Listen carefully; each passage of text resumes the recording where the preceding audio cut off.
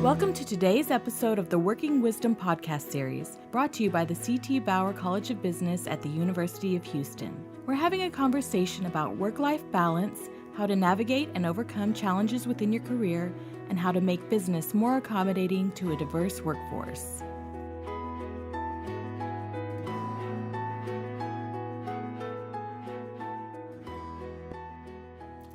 Hi, I'm Viviane. I'm a marketing and entrepreneurship recent graduate from the Bauer College, and we're here with our Working Wisdom podcast with Professor Melanie Rudd. It's great to be here for the podcast, and I'm excited to talk about some of my research. Yes, exactly. So Melanie Rudd has done a lot of research in terms of time perception and kind of, I think it's called affects, like emotions, and specifically she did a research on awe, which not a lot of people know that there's a science behind awe and how that affects daily life. Could you explain a little bit about that?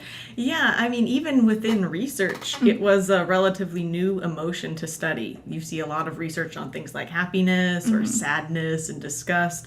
But when I started doing this research, there was very little on the emotion awe. And a lot of times we tend to think that the emotion awe is something you experience very rarely. You know, we kind of view it as this emotion that you put on a pedestal, like, oh, I experienced awe a couple times in my life. And really, that's not necessarily the case. Just like other emotions like happiness, you can feel kind of happy today or really happy today. You can kind of have the same effect with awe. You can experience a little bit or a lot. So the emotion awe is seemingly mysterious, but with a lot of new research, we're really starting to decode it and start to understand what makes up awe and what does it do for us as humans. Okay, can you scientifically clarify what awe is? Yes. Awe is largely a positive emotion, and it's characterized as having kind of two defining features or characteristics. So the first ingredient that you need to experience awe is perceptual vastness, which refers to the sense that you've encountered something immense. And it's not necessarily something physically big, that counts too, but it's also something immense in size, number, scope, complexity, ability, or social bearing like fame or authority or power. And the second ingredient that you really need in order to have awe is you have to experience what's called a need for accommodation, which is kind of a fancy way of saying you need to feel that something is difficult for you to mentally grasp. It challenges your mental structures and it alters how you experience or think about the world. So if you have those two pieces, then you can experience awe. Okay, you said earlier that awe could be something on the small end as well as something like magical and mystical. Could you give like some examples? Sure. So even something as small as seeing a very awe-inspiring photo or a picture. So like for me, I purposely set like my screensaver on my computer to show different awe-inspiring pictures of nature because I can get my little doses of awe throughout the day whenever my screensaver comes on. But you can have little pictures, you can have little moments where you see something or observe someone else that elicits awe.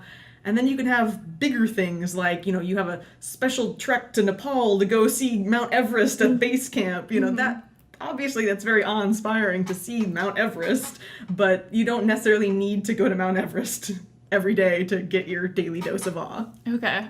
So even like pictures of dogs, I'm assuming gives you some awe. For instance, if the dog does some kind of really crazy, amazing trick that makes you go, how is that possible? How is that physically possible for the dog to do that? Then that could potentially, in you, trigger a sense of awe. And then what does awe do?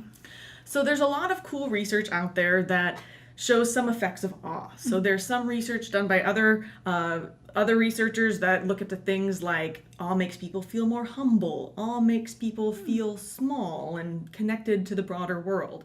In my research, I've so far really focused on two kind of big consequences. So the first is that awe can expand people's perceptions of time and actually make it feel like they have more time available. The second kind of big consequence is that awe tends to make people feel more open to the prospect of learning, which my research shows makes them really want to create, kind of get bit by the creation bug and want to dig in and make things and actually physically create. Okay, so you're also a professor as well as doing research. So I'm wondering, do you use awe during your lectures? Well, sometimes I do try and insert some awe-inspiring imagery in my lecture slides. So especially in the first slide of the day where I have my title slide, I usually try and look at something that may be a little bit awe-inspiring if I can sneak it in there. But hopefully, maybe, the knowledge that I give the students during the lectures could be awe-inspiring. So maybe I can inspire awe through that as well. Yeah, so actually as some background, I took her applied Bauer behavior class, I think maybe sophomore or junior year. And there was specifically one thing that I still remember today. It was an experiment on pudding. And Yes. I can't describe it too well, and I don't want to mess up exactly how it worked, but could you explain that for the listeners? It was an experiment in class about how people's perceptions don't always match reality. Okay. And it's one of those things where students, if I were to tell them ahead of time that this is true, they wouldn't believe me. And it tends to blow their mind in a bit to show how easily we judge things based on our ears, eyes, nose, mouth, and our senses, and how we often, I don't want to spoil it too much in case there's students who are listening, but one of those things where it's not, things are not always what they appear to be. So I also wanted to talk about kind of how we can apply this to companies, or how companies or businesses who want to expand time perception for the employees, have them work a little more productively and more creatively, how can we use this?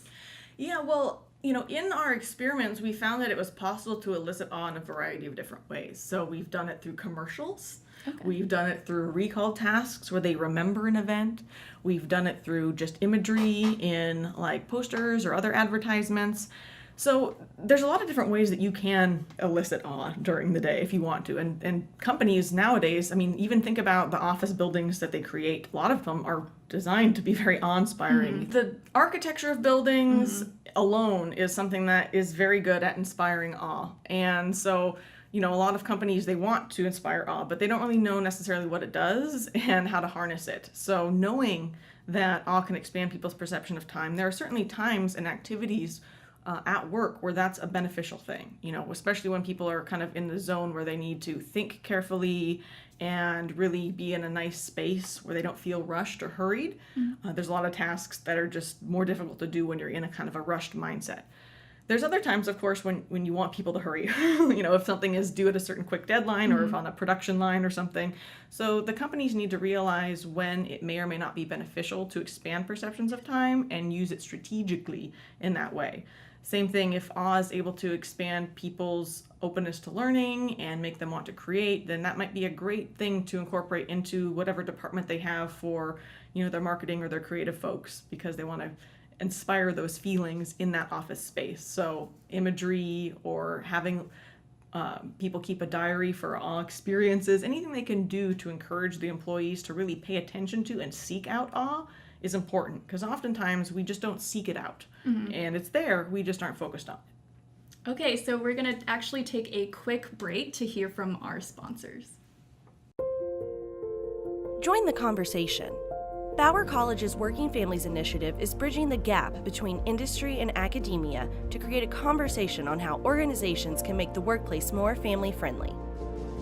We're talking about flexibility, maternity and paternity leave, and career transitions. For more information about the Working Families Initiative at Bauer College, including upcoming events, visit bauer.uh.edu/workingfamilies. And we're back from the break, still sitting here, still talking about awe and your research on that. You also said that kind of your research on the science of awe kind of led you to study the desire to create, right? Yes. Can you talk a little bit more about that? Yeah, well, I mean, me personally, I've always been kind of bit by the creativity bug every once in a while. I just kind of get an urge to create something, and even if it's something that I've never done before, like, I want to learn how to knit a sweater. I just made a sweater. I've never had a hobby before, and I started to wonder why do I sometimes just feel the need to create? Just kind of like as an actual urge, a human urge and motivation.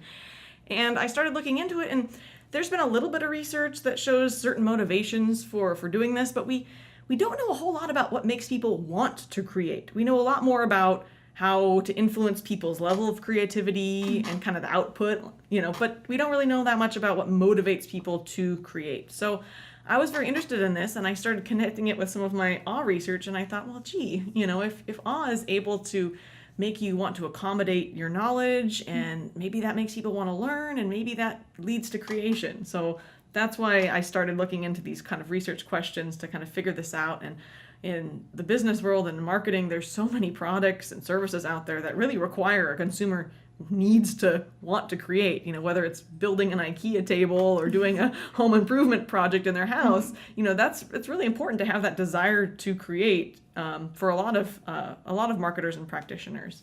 So the desire to create, it stems from awe. Awe is shown now to be one key potential elicitor of awe. There's could be many things that might elicit a desire to create, but awe from an emotional perspective seems to be kind of a very key affect in order to create, compared to happiness or excitement or pride or all sorts of other positive emotions. We're finding that awe is the ticket to creativity in that domain. I think that makes a lot of sense, because I can imagine myself scrolling on Instagram seeing DIYs about how to make candles, and all of a sudden I want to make candles. Yeah, and especially a lot of those websites seem to have very awe-inspiring photos and imagery when they show these things, and so it only potentially feeds more into that desire to create. Wow, okay, so you've published many things, which is very exciting. How did you choose this career path? Well, it's kind of a bit of a journey. I think it maybe is for many people. My background growing up, I didn't come from an academic family. I grew up in a very small farm town in Western Washington in the woods. So, trying to figure out what I wanted to do for my career, I didn't really know exactly when I got to college what I wanted to do. I had a lot of interests, and that actually made things challenging because I liked a lot of things, and it was very difficult to pick what to do. I had other friends who were like, oh, I like these two things. I'm very interested in these two things, and here's a job that applies exactly to this. And so I took courses, and I decided I was going to be a business major, and I really liked marketing. In particular, I liked the psychology behind marketing. So I initially thought, well, maybe I'll do something that maybe has a job in industry like that. And that was kind of my plan. And then about partway through my time at the university, I had an instructor, another professor, pull me aside and say, hey, did you ever think about getting a PhD in marketing? I said, what the heck is a PhD in marketing? That's a thing? I had no idea that was a possible career path. Once you kind of get into business degree, kind of industry is what is assumed you're going to be doing. So he pulled me aside and showed me, all this stuff that you find really interesting, here's research behind it, and we do this. So if you're interested in consumer psychology and you have a mind for experiments and math, for statistics and all this other stuff, which I did, he said, why don't you see if you're interested in this? And so I spent time as a research assistant with him, working, reading lots of papers, learning to run experiments, and getting my hands dirty a bit, and then sent out applications and got accepted to Stanford and moved there, and that's kind of how it all began. So it was a long time. Getting the degree for 5 years is how long it takes. And after that, I got to come here to the University of Houston, where I got my first job, and it's been great. Great. Well, go Cougs. Yes. That's our sponsored message for the second. So I also wanted to talk about, you also kind of, in class, you talk about purchase decisions and kind of the process that goes through, which not a lot of people talk about. I think it was one of the key topics behind applied buyer behavior. So I just wanted to ask if you could explain that a little more. Yeah, we do spend a lot of time in class discussing the consumer decision-making process because it's not simple and it's very complex. We do have certain lectures where we focus a lot on the different steps in decision-making, and we talk a lot about how those steps are different each and every time, and some decisions are very almost habitual and done without much conscious awareness, and others you spend hours, weeks, months deciding and figuring out what to do. And then on top of that, there's all these different outside factors that come in and influence you. And there's other internal psychological factors that influence you. So at the beginning of the semester, I show this very complicated web or map that kind of shows the decision-making process. And all the students go, that looks so complicated. And it is, but by the end of the semester, we break it down piece by piece and talk about how, people's culture feeds into things. We talk about how their motivation and their attitudes feeds in. We talk about the perception process and how it's really important to go through both phases of exposure, attention, and interpretation. And by the end of the semester, ideally, the students now have a very solid understanding of, we may not have all the answers because there's no guarantees with psychology, but we certainly now have a better understanding of the different tools and factors at play. And now I can influence this process. Okay, so correct me if I'm wrong, but from what I remember from class is that kind of the purchasing decision differs, say, between buying a car versus buying a pair of jeans. And I guess kind of the biggest difference is it carries a lot more weight, especially when purchasing a car. So you go through a longer, more complex purchasing decision. Yes, there's a lot of, usually, well, granted, there may be people out there for whom buying a car is a very quick, easy decision, but for most normal people, that is an extensive decision-making process. It takes a lot of cognitive effort to figure out what my options are, then to compare those options, and then finally make a decision, and then decide what dealership to go to or where to buy it from. And so it's like decisions layered on top of decisions. Buying a pair of jeans, on the other hand, for most people, for me anyway, it's become a habitual thing because I hate going on trying on jeans and shopping. It's a nightmare. So whenever I find a pair of jeans, I just keep buying the same one over and over and over again. So I don't put any effort into thinking about my jeans until, of course, like the store goes out of business or they stop making them. And then I have a panic attack because I have to go through the whole process again of decision making. But that's exactly right. So decision making for jeans is usually a lot simpler, straightforward. There's not as much effort going into it. And so it's harder for marketers and other people to interrupt that decision process. You're kind of going from point A to point B, straight line. But other more complicated decisions like buying a car can be a much rougher, tougher journey. And sometimes you don't even end up at the end. You just kind of end up in, at the beginning. 2 years later, you still don't have a car. Right. It's still the same old junky car. Okay. So how do you get inspiration to study these topics? Well, it's kind of a dual inspiration. So there's inspiration that comes from other research that's already been done. So that's how cool I am. I spend my free time reading marketing journals and academic journals and psychology journals. And there's a lot of inspiration that comes from that end, the more academic side. But then there's also the inspiration that comes from the fact that I'm a consumer too. So I experience things out there in the world that make me wonder, why did I do that? Or why did that other person do that? Or, what's going on there? What's the reasoning behind that marketing decision? Is there a reason? Is there research saying, that's what they should be doing? Or is it the marketers just kind of doing something and making an educated guess on something, but we don't really know whether that's good or bad? So it's kind of a combination of real world experience and keeping an eye out for what's been going on in industry and just as a consumer, and then inspiration that comes from prior research. Okay. That's an exciting life. Yeah, that's my weekends. Nice. Okay, so last question. I just wanted to know, how do you find awe, or what's the biggest awe-inspiring moment you've had? Well, so one of my biggest awe things is probably nature. So there's certain things that generally elicit awe in people, nature, art, music, other people's accomplishments. Those tend to be pretty high in terms of things that often elicit awe in people. Nature is kind of my go-to.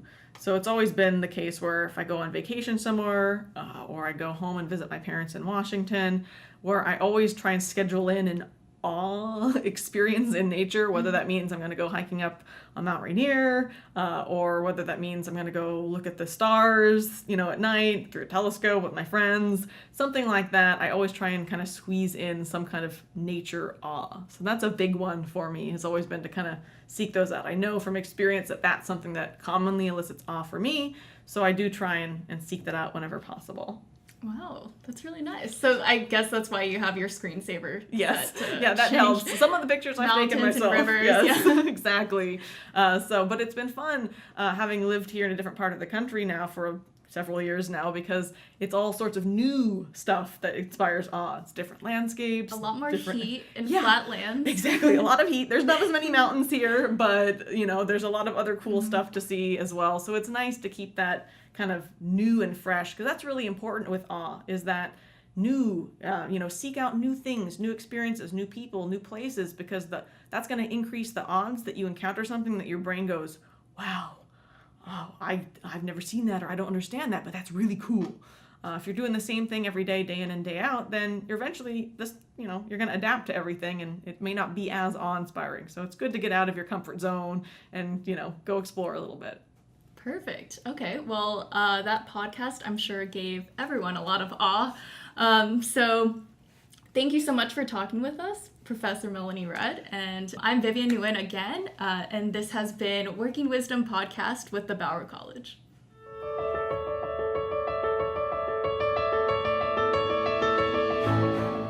Thank you for listening to today's episode of the Working Wisdom podcast series from the CT Bauer College of Business, brought to you by the Working Families Initiative. The initiative aims to provide support and access for women in business school and the workforce, and to generate research that organizations can use to implement policies and standards to benefit a diverse workforce. For more information about Bauer College and this podcast series, visit www.bauer.uh.edu/podcasts.